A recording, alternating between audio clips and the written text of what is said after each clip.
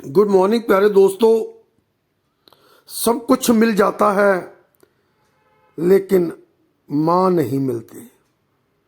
आपका वेलकम है आपके अपने खुद के YouTube channel NPS Khalsa skill में। स्वागत है, अभिनंदन है और बहुत ही प्रेम प्यार सत्कार सहित नमस्कार सत श्री अकाल और आदाब NPS खालसा की तरफ से आप सभी दोस्तों को। आवाज की इस दुनिया में मैं आपका हार्दिक अभिनंदन करता हूं और स्वागत करता हूं। प्यारे दोस्तों, मैंने एक वीडियो डाला था एक दो दिन पहले कि कैसे हमारा समाज अंकुर वर्मा जो कि एक नामी एडवोकेट है रोपड़ में, और उसने अपनी माँ के साथ क्या किया।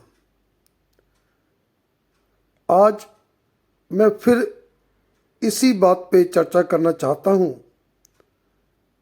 बेटा बहू और पोता की दरिंदगी और समाज सेवी हमारे बहुत ही प्यारे गुरप्रीत सिंह जी ने रेस्क्यू किया।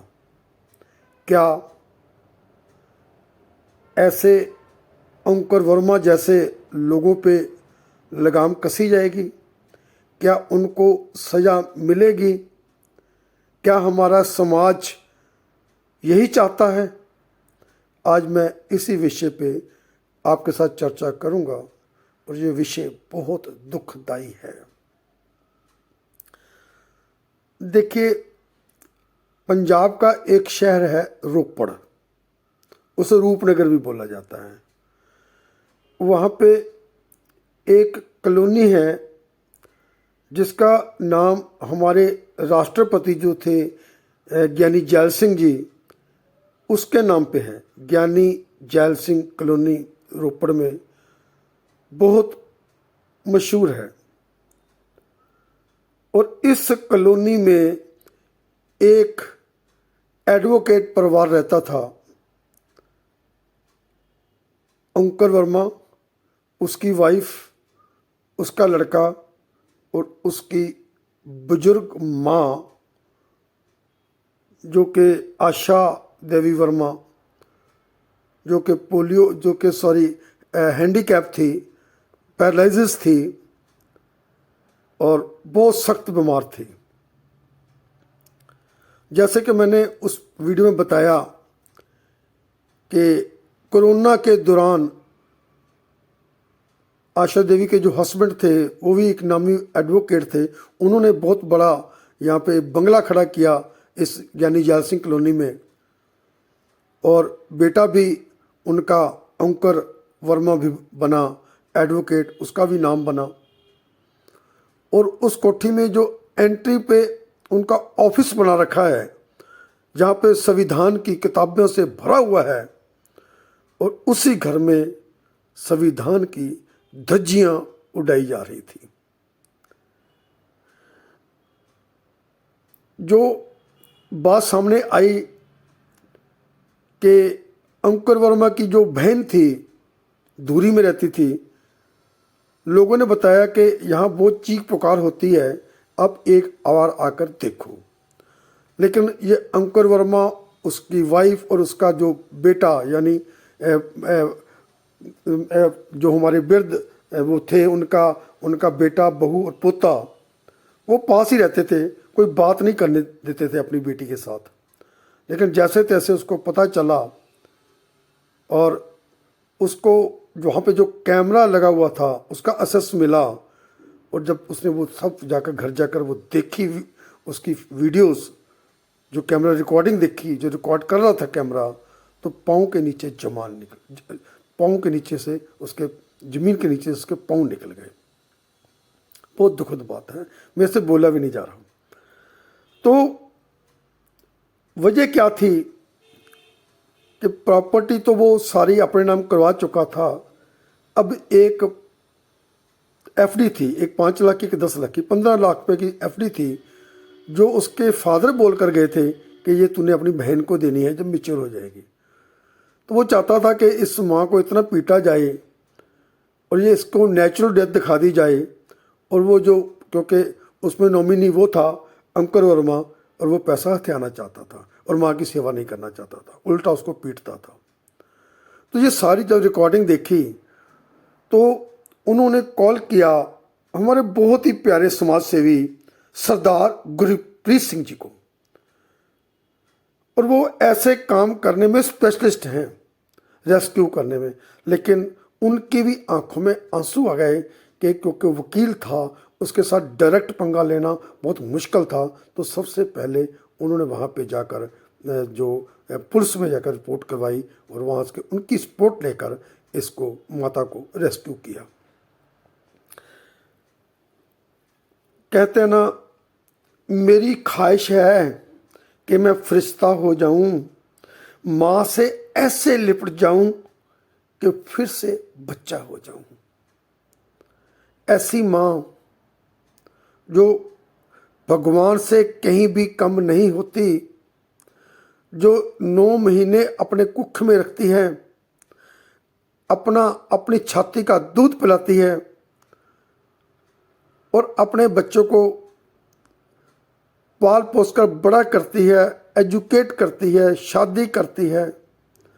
ऐसी माँ के साथ फिर कैसा व्यवहार किया जाता है, ये आप वीडियो देखकर समझ सकते हो।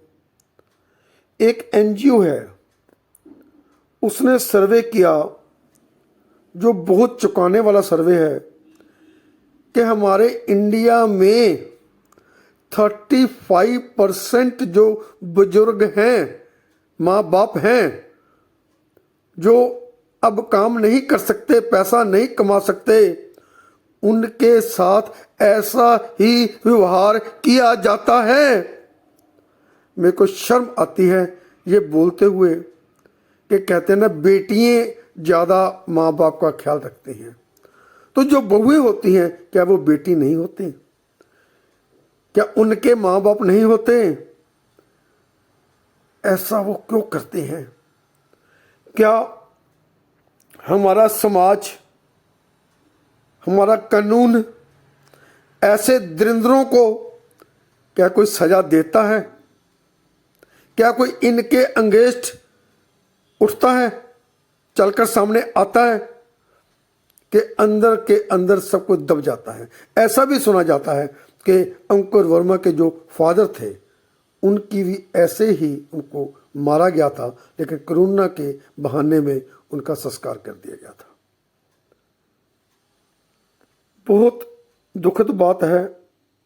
अमृतसर में मैंने एक सुना था कि एक बेटे ने अपनी माँ को इतना पीटा और बाद में सड़क पे फेंक दिया, और जब लोगों ने, समाज सेवी ने उनको पीजी में दाखिल कराया तो उसका मतलब कि डॉक्टर ने बोला कि 9 लाख रुपया खर्चा आएगा, और उस बेटे को, उस दरिंदर बेटे को बोला गया कि तुम्हारे को ये पैसा देना पड़ेगा क्योंकि तूने ये सारा काम किया है। तो उसने मना कर दिया, और माँ ऐसी है कि वो बच्चे के ऊपर FIR लॉन्च नहीं होने दे रही, क्योंकि माँ तो माँ ही होती है।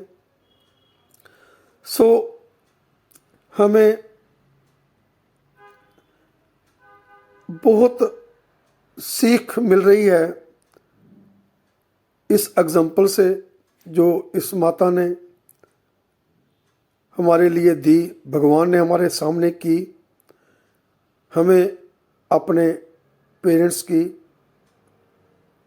माँ बाप की, दादा दादी की पूरी सेवा करनी चाहिए, क्योंकि उन्होंने आपको बड़ा किया, आपको पाला पोसा और आपको इस काबिल बनाया, इस लायक बनाया कि आज आप एक अच्छी खासी अर्निंग भी कर रहे हो और जी भी रहे हो।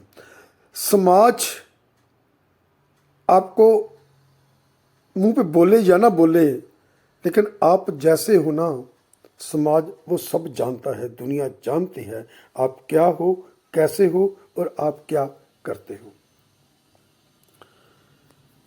मैं बताना चाहूँगा सरदार गुरप्रीत सिंह जी के बारे में। इन्होंने 7-8 साल पहले ये मनुष्यता की सेवा सोसाइटी बनाई, और हमारा लुधियाना के पास हसनपुर एक गांव है, हरसीला रिजोर्ट के पास फिरोजपुर लुधियाना में, यहाँ पे इन्होंने एक बहुत बड़ी जगह लेकर वहाँ पे ये समाज सेवा कर रहे हैं और सपनों का घर बनाकर बैठे हैं। यहाँ पे सैकड़ों लोग वहाँ पे अपनी ज़िंदगी को फिर से जी रहे हैं। तो मैं इनकी लंबी उम्र की कामना करता हूँ और भगवान वाहिगुरु से प्रार्थना करता हूँ कि गुरप्रीत सिंह को दिन दुगनी रात चौगनी तरक्की दो और उनकी लंबी आयु दो, ताकि कि वो ये सेवा ऐसे ही करते रहें। प्यारे दोस्तों, वीडियो अच्छा लगा हो तो लाइक कीजिए, शेयर कीजिए। आपका एक एक व्यू, एक एक लाइक, एक एक share means a lot for me. Stay happy, stay blessed, stay healthy and stay wealthy. आपका दोस्त NPS खान।